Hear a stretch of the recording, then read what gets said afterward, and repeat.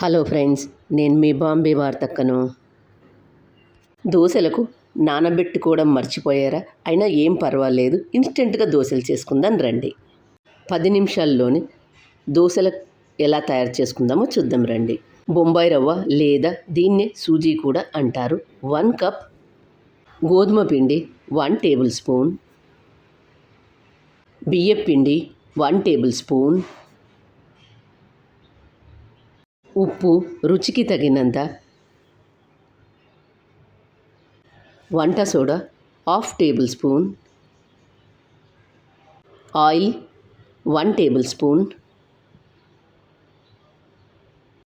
ఒక గిన్నెలోకి బొంబాయి రవ్వ 1 కప్పు తీసుకోండి. 1 టేబుల్ స్పూన్ గోధుమ పిండి వేసుకోండి. గోధుమ పిండి వేసుకోవడం వల్ల దోశలు మంచి కలర్లో వస్తాయి. బియ్యం పిండి 1 టేబుల్ స్పూన్ వేసుకోండి. బియ్యం పిండి వేసుకోవడం వల్ల దోశలు క్రిస్పీగా వస్తాయి. ఉప్పు రుచికి తగినంత వేసుకొని వీటన్నింటిని ఒకసారి బాగా కలుపుకొని ఆయిల్ 1 టేబుల్ స్పూన్ వేడి చేసుకొని వేసుకోవాలి. 1 టేబుల్ స్పూన్ ఆయిల్ వేడి చేసి వేసుకోండి. దీన్నంతా ఒకసారి బాగా కలుపుకొని ఏ కప్పుతో అయితే రవ్వ తీసుకున్నామో అదే కప్పుతో 1 కప్పు పెరుగు వేసి కలుపుకోండి. నీళ్ళు కూడా 1 కప్పు వేసుకొని కలుపుకోండి. పిండినంతా బాగా కలుపుకొని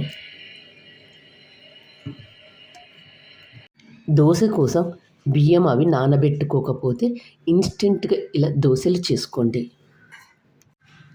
మూత మూసి దీన్ని ఒక 10 నిమిషాలు పక్కన పెడదాం. మూత తీసి ఒక మిక్సీ జార్ తీసుకొని నానబెట్టుకున్నది ఇందులో వేసుకొని మెత్తగా మిక్సీ చేసుకోవాలి. మెత్తగా మిక్సీ చేసుకున్న దీన్ని బౌల్లోకి తీసుకుందాం. మిక్సీ చేసుకున్న దాంట్లోకి 1/2 టేబుల్ స్పూన్ వంట సోడా వేసుకోండి. దీని మీద కొద్దిగా నీళ్లు పోసి పిండి అంతా ఒకసారి బాగా కలుపుకోండి.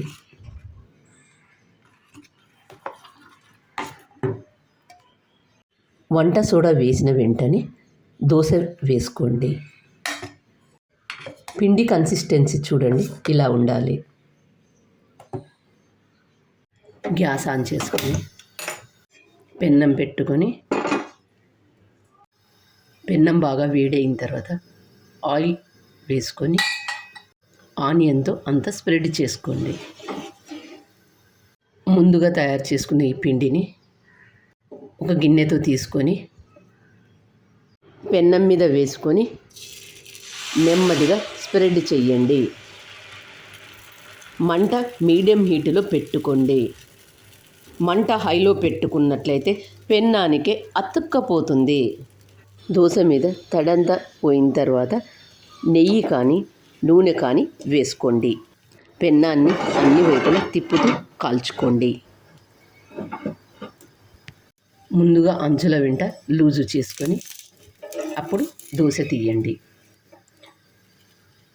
చూడండి దోశ ఎంత బాగా వచ్చిందో.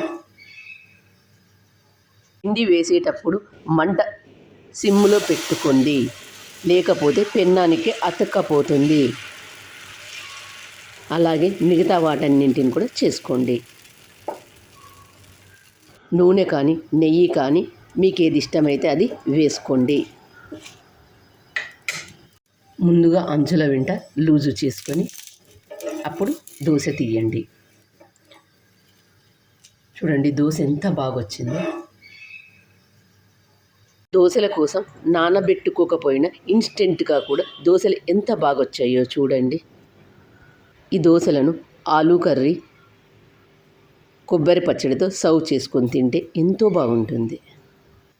నా ఛానల్ కొత్తగా చూసేవాళ్ళు సబ్స్క్రైబ్ చేసుకోండి. మరి మీకు ఎలా వచ్చాయో నాకు కామెంట్ చేసి చెప్పండి. మరొక కొత్త రెసిపీతో మీ ముందుకు వస్తాను. Thank you for watching.